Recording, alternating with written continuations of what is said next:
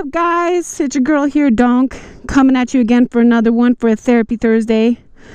But today has been kind of like a rough start already. Not exactly how I planned. Anybody who follows me on IG saw that I put Doc down.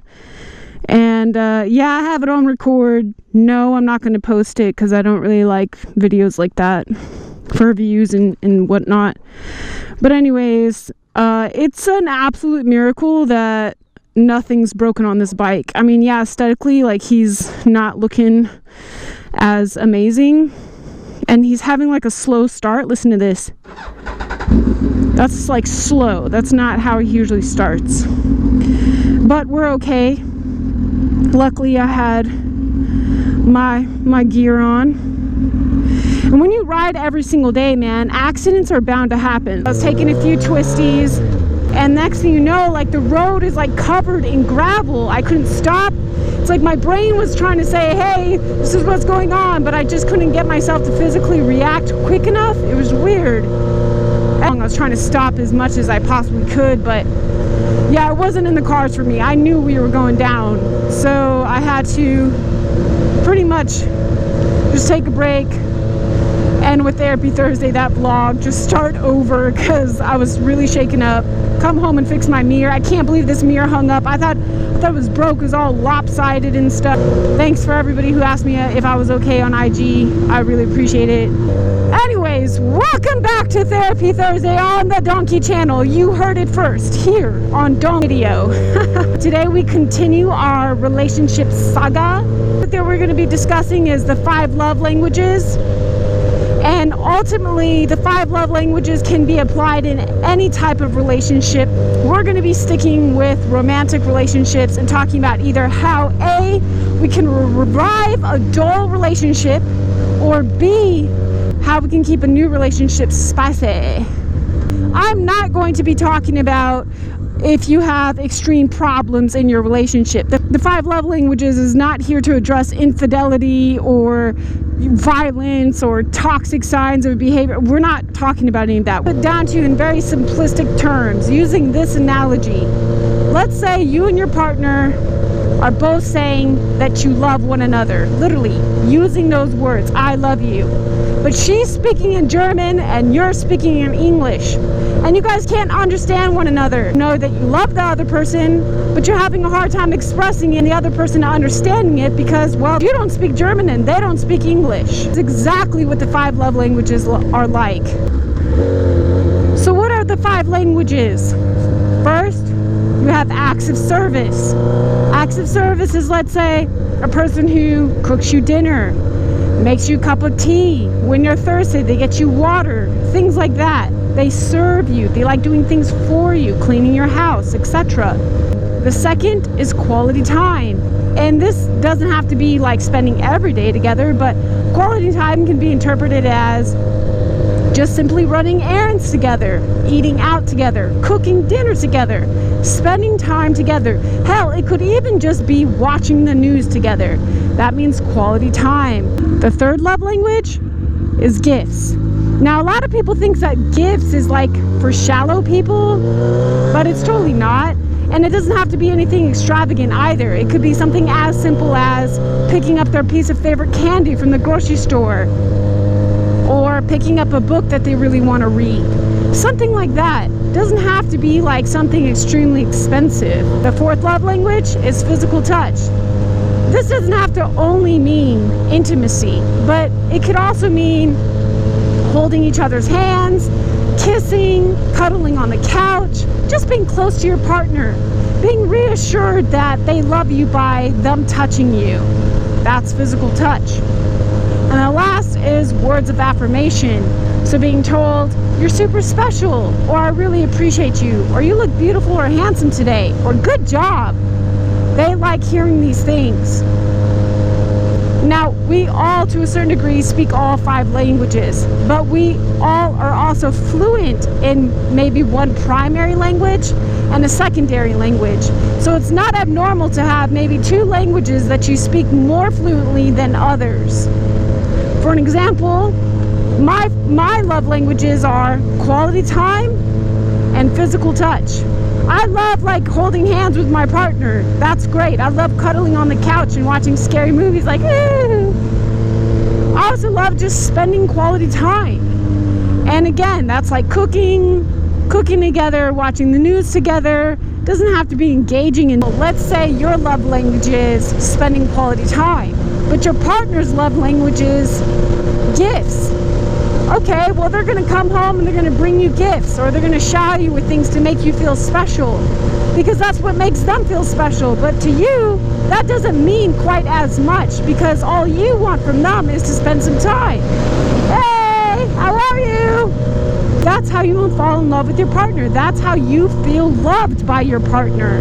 And when they give you gifts and you're not necessarily jumping for joy like they would be if you gave them a gift, they're going to misinterpret that as you being unappreciative and ungrateful. So this is where things start to become a little convoluted, right?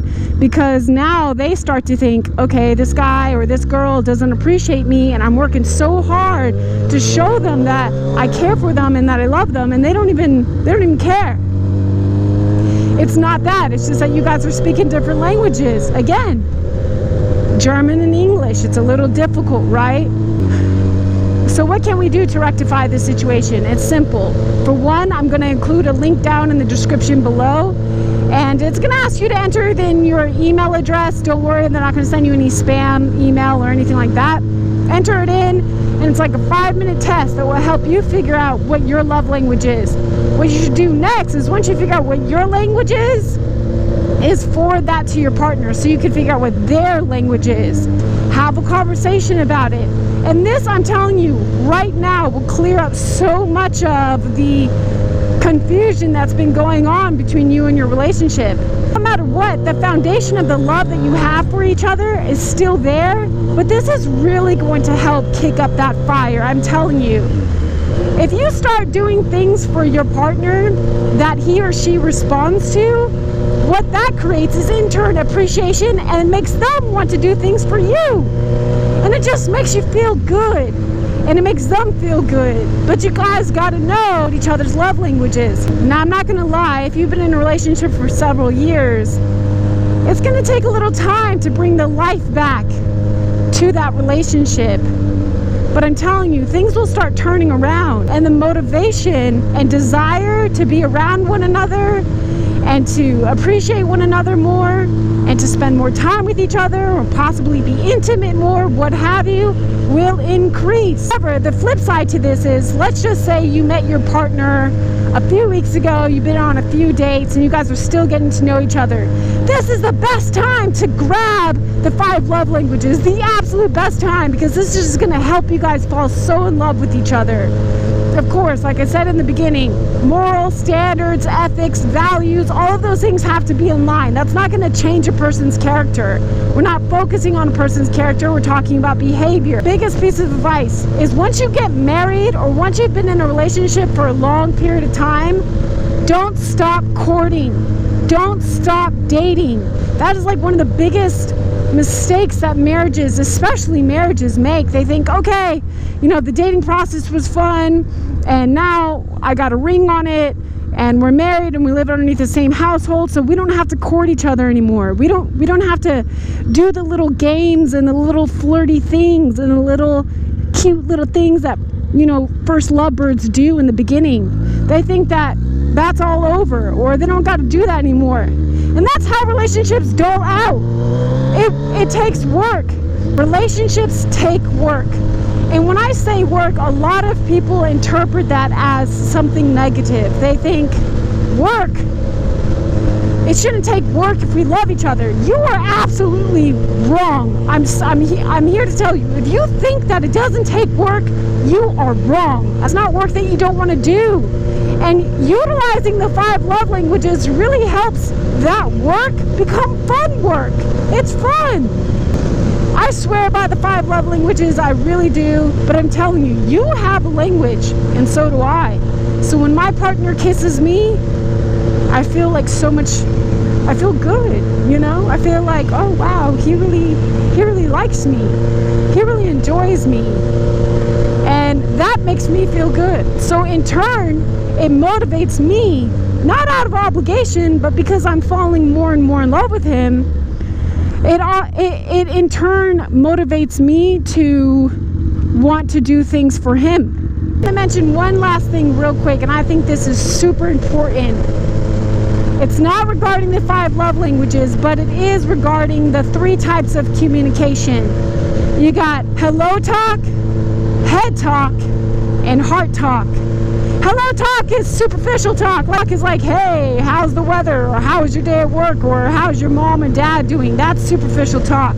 Head talk is where we talk about aspects that involve critical thinking, things that get a rise out of us, such as politics, right? We talk about that. We want to know, tell me your opinion on this. Why does it make you think the way that it does? And then heart talk. And this is the most important form of talk ever. Have you ever heard of pillow talk? A lot of pillow talk involves heart talk. And they say that for a reason, because it takes place in a bed and is extremely intimate. Heart talk is where you talk about why you are the way you are, by the things that makes you feel the way you feel. And people don't have enough heart talk anymore. Instead, when you stop trying in your relationship and you're just on autopilot mode all day, every day, is hello talk. That's it. You're talking about superficial shit that doesn't matter every single day. Oh, hi, how are you? Oh, hi, how was your day? Oh yeah, work was good. Ha ha ha. Dude, not every conversation has to incorporate, and I'm not saying that every conversation has to be some deep philosophical conversation, but I'm just saying that it's so easy to go into autopilot mode and just stay there. That's dangerous, my friend. That's dangerous. And it's dangerous especially in romantic relationships. What's that? You're about to lose your phone. Oh, it's in there. It's in there.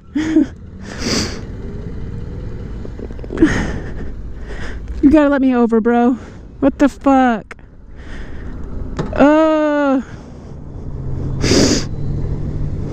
This dude.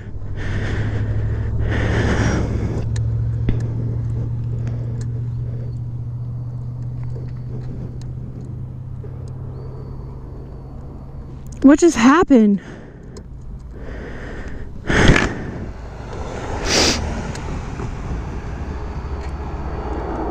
Like nothing.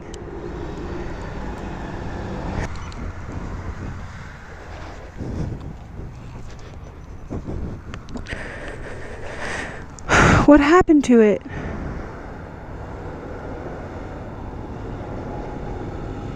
I don't understand. Yeah, I'm okay, thanks. This has literally been the ride from hell. I don't even know where I was last at in speaking, but I don't care. Look, try out the 5 love languages and look at the 3 forms of communication. Literally, I just broke down on the side of the road, and one of my subscribers stopped and asked me if I was cool, so that was really awesome. And then like a guy named Kale and his son happened to have a trailer that was just perfect enough and low enough for me to get docked back on. I don't know what happened. I really don't. I went to go turn it back on and like nothing. It's priming, but no turning over whatsoever. I don't even know what it is. It's probably the starter or something. A rough like day. I need to get off the bike. It's time to just put the bike away for today. You know what they say, everything bad that happens in 3s. I put the bike down, I broke down, and I don't want to know what the 3rd is. Seriously, I'm just gonna close my eyes. Anyways, I'm going home. I'm gonna meet up with my boy later, gonna watch game 3. Gonna watch the Warriors slice and dice the Cavs' asses again, coming for my sweep. And I swear, if that's the 3rd thing that goes wrong, I'm gonna lose it. I'm gonna lose my mind. I do not care. Anyways, until I see you next time, Dunk is out.